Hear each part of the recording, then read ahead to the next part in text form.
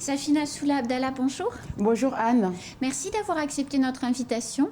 Le plaisir est pour moi. Nous allons parler de l'action du collectif que vous présidez, le collectif 2018. Nous allons parler de l'action que vous menez depuis quelque temps maintenant à la CIMAD.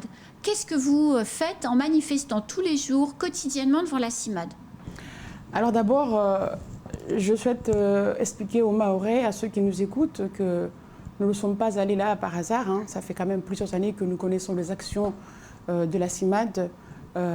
Et il fallait à un moment donné y mettre fin à leurs agissements parce que réellement on a besoin de comprendre c'est quoi leurs objectifs dans le département de Mayotte. Et cela ne se passera pas sans concertation, sans qu'on puisse échanger parce que nous avons constaté que si on fait le bilan, ça fait déjà plusieurs années qu'ils sont sur le territoire et de plus en plus c'est le contraire de ce qu'on nous... Ce que vous attendez. Exactement. Alors, ce qui a mis Alors aujourd'hui, avant qu'on revienne à la genèse de cette occupation, entre guillemets, là, aujourd'hui, le local est complètement bloqué. Il est bloqué parce que tout simplement, on a envie de faire le rapport de force. La CIMAD doit comprendre que ce n'est pas elle qui décide sur le territoire. Nous avons notre autorité qui est la préfecture, nous avons le maire qui a une commune à gérer et qui a été élu par la population. Et là on parle de Tingoni. Mais bien sûr, bien évidemment. Donc ça fait quand même plusieurs années que nous suivons de très près les agissements de cette association Loi 1901. Et donc aujourd'hui, il est temps qu'on mette tout sur la table. Alors justement, ce qui a mis le feu aux poudres pour vous, c'est cette obligation de demandée par la CIMAD au maire de Tingoni de scolariser un certain nombre d'enfants. Tout à fait, c'est quand même osé, parce qu'on ne peut pas prétendre, parce que tout simplement on est en France, bien sûr on est en France à Mayotte, et le recteur ne peut pas scolariser tous les enfants qui arrivent sur le territoire de Mayotte.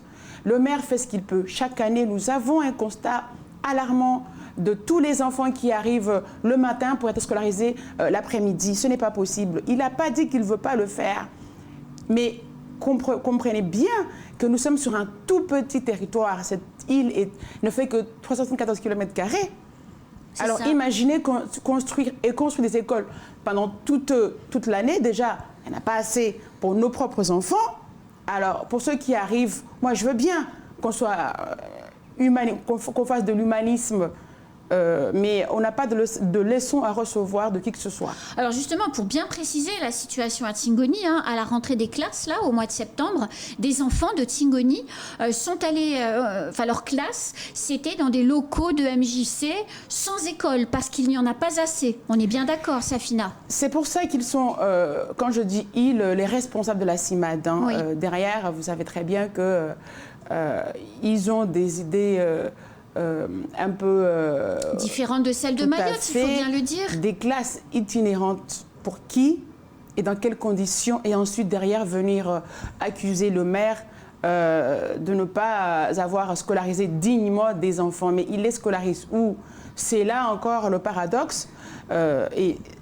Alors, deuxième sujet qui a mis le feu aux poudres pour vous, le collectif, c'est les référés, suspensions, qui sont déposés au tribunal administratif pour empêcher les décasages. Et le premier référé, c'était celui qui concernait Combani et Miri-Réné. Mais moi, je souhaite quand même clarifier la situation. Ce n'est pas la CIMAD qui a installé M. le maire dans cette commune. Non, c'est la population de Combani, de Tingoni et de Mroualé.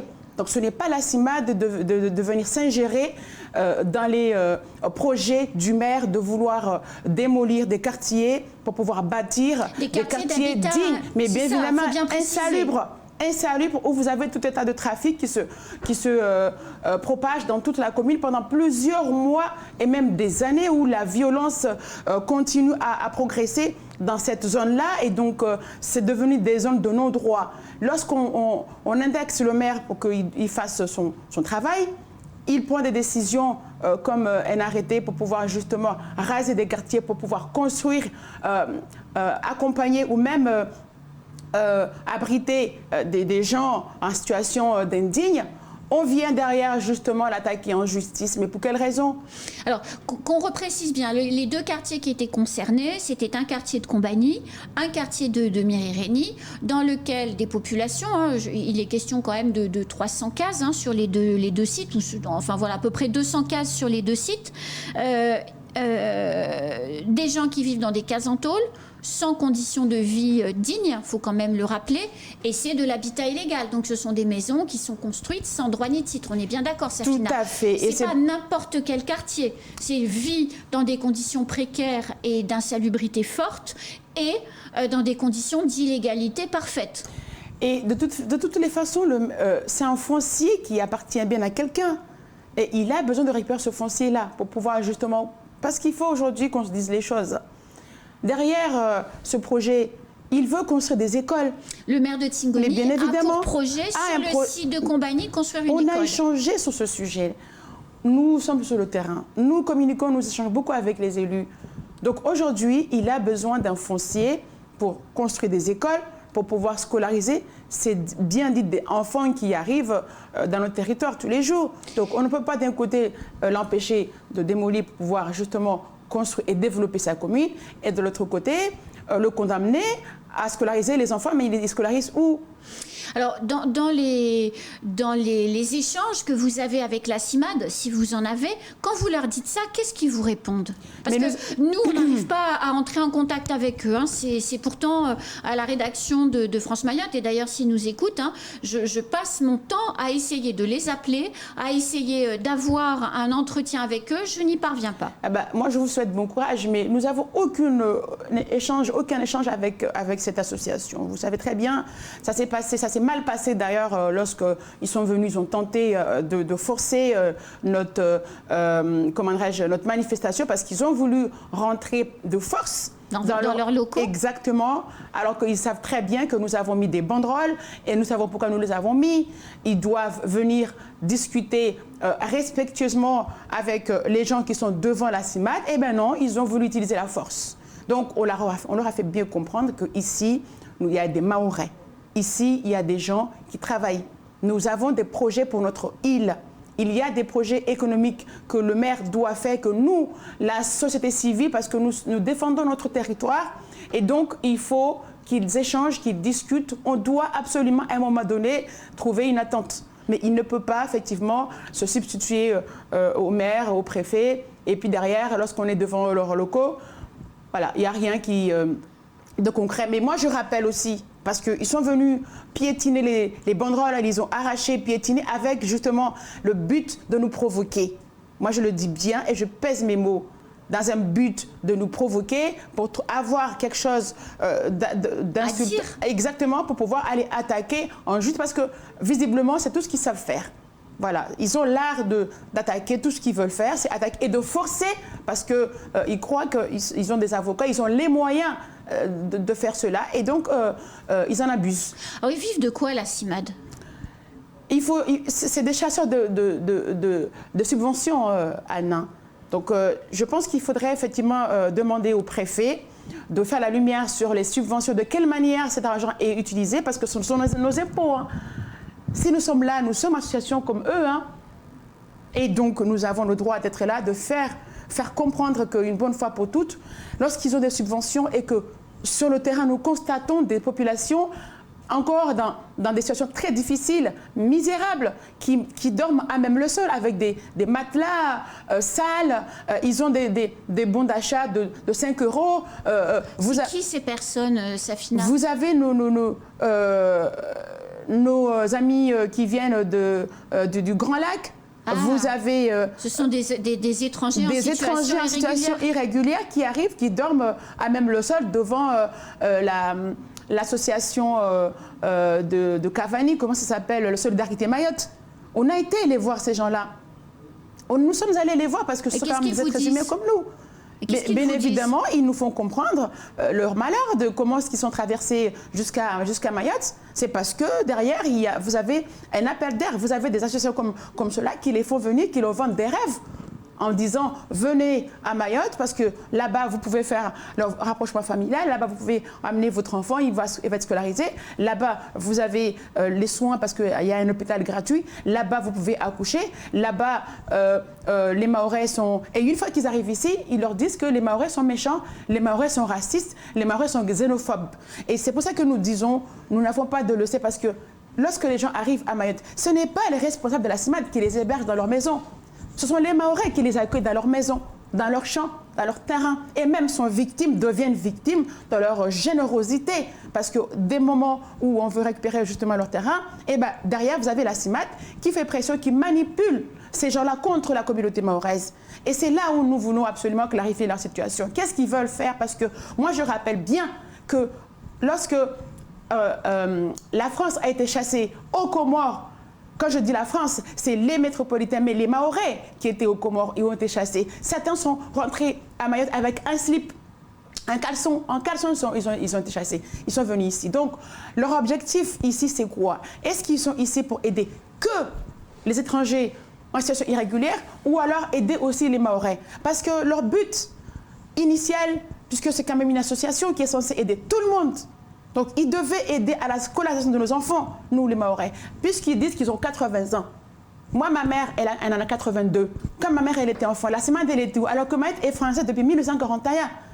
Alors, la CIMAD à La Réunion, après les événements de Saint-Benoît, vous savez, où une certaine communauté est montrée du doigt parce qu'elle aurait commis des exactions, une communauté mahoraise et aussi comorienne, la CIMAD, donc le maire de Saint-Benoît, a dit qu'il voulait expulser des logements les familles de fauteurs de troubles. Et la CIMAD dit il n'en est pas question, on s'oppose à cette expulsion. Donc en fait, leur comportement à Mayotte est le même ailleurs. C'est pour ça que moi, je soutiens le maire de Saint-Benoît, parce que ce qui s'est passé à Mayotte n'aurait jamais dû, se produire à La Réunion, parce qu'ils doivent comprendre que si aujourd'hui nous sommes en arrivés là, c'est que les répercussions de cette immigration clandestine massive qui arrive à Mayotte va tôt ou tard arriver à La Réunion s'ils ne prennent pas leurs dispositions dès maintenant.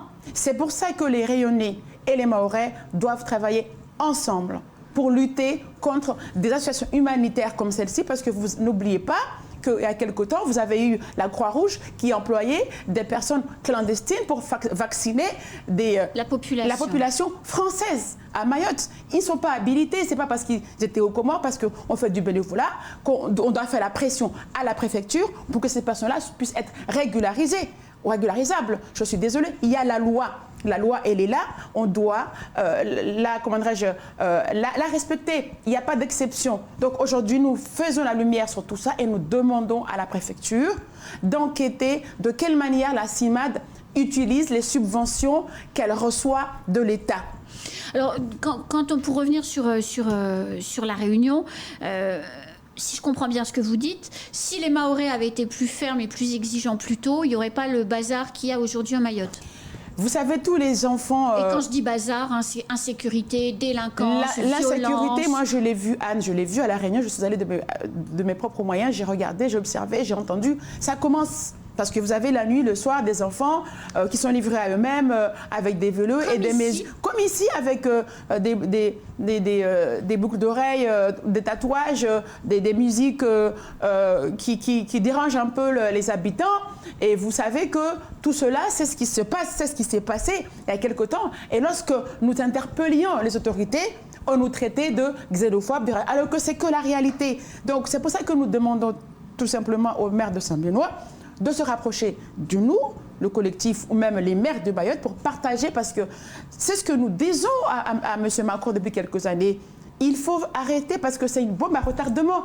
Non seulement pour Mayotte, parce que la situation elle est encore catastrophique. Oui. Pour La Réunion, qui commence, qui débute, c'est maintenant qu'il faut arrêter. Mais dans quelques années, ça va arriver en France métropolitaine, parce que nous avons demandé, effectivement, ceux qui sont à la tête de ces associations, s'ils sont vraiment des humanitaires, ils font de l'humanisme, eh bien, demander à ce que ces gamins, depuis qu'ils sont petits, qu'on les envoie dans leur département d'origine. En métropole, vous avez des villes qui sont vides, vous avez des villes qui deviennent vieilles parce qu'il n'y a pas de jeunes enfants, où les écoles n'ont pas... On se bat pour les laisser ouvertes. Exactement. Donc, pourquoi ne pas travailler avec nous sur des sujets concrets? Les séjours en question, Anne, nous demandons à ce que lorsqu'on attribue un séjour à quelqu'un, que ça soit un titre de séjour, que la personne puisse partir en France métropolitaine. Ce n'est pas un titre de 6 mois, 3 mois, et on lui dit de ne pas pouvoir travailler parce qu'il sera obligé d'aller voler pour pouvoir renouveler sa carte, mais qu'on donne des titres de séjour territorialisés, qui puissent se rendre à La Réunion ou à Métropole pour pouvoir s'installer durement et purement pour pouvoir soulager un peu, pour travailler et soulager notre île. C'est déjà la fin de ce temps de parole, Safina. J'avais encore plein de questions à vous poser. On pouvait encore discuter pendant une demi-heure. Merci beaucoup, en tout cas, de ce discours au vérité. plaisir. Et puis à bientôt. À bientôt. C'est la fin de ce temps de parole. Tout de suite, la suite de nos programmes.